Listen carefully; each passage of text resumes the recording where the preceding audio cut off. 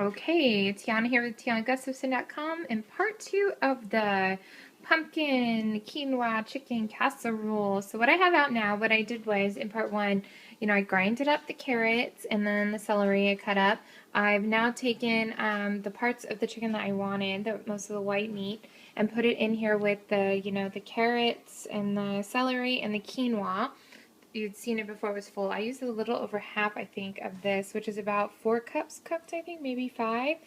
I don't know. I filled it about halfway the casserole dish. So this is what it looks like now. The recipe called for an additional, pumpkin mix, or like canned pumpkin, or I guess you could have it fresh. I have pumpkins on the thing. I probably should do that, but alas, there's my 1-year-old and the 4-year-old over there. I'm limited on time, so I'm just using whatever I have right now, which is pumpkin pie mix. So it's going to be nice and sweet. So what I'm going to do is, I figured, the recipe I had was kind of vague. Well, it's going to shake.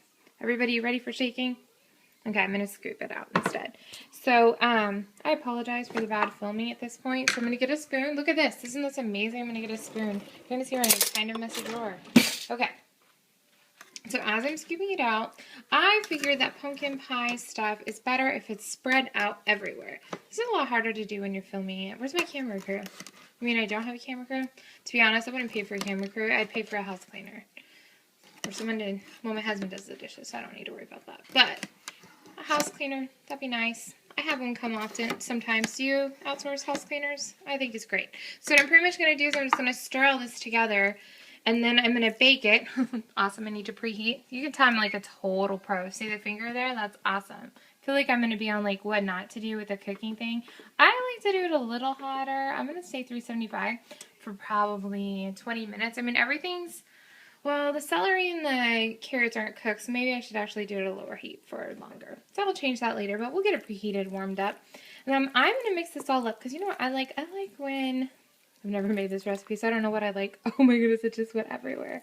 This is so the, not dummy's guide to making quinoa, because I think the dummy's guide is supposed to be, helping dummies, so it's more like the dummy that made it for dummies. I don't like to call myself a dummy. It's not a nice name.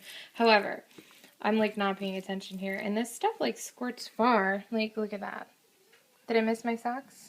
I'm just keeping it real here. So anyway, I'm going to start this up with 2 hands because I'm obviously making a mess. I'm going to add some Himalayan sea salt, which is my favorite. My husband actually picked this up for me because he knows I like Himalayan. One of the most thoughtful things he's ever done for me. Single tear. Anyway, and so I'm going to put that on there. And I'm going to put it in the oven. So that'll be part 3. You'll see it done, and I will try it on camera. We'll see how this goes. Okay, bye for now. Part 2 done.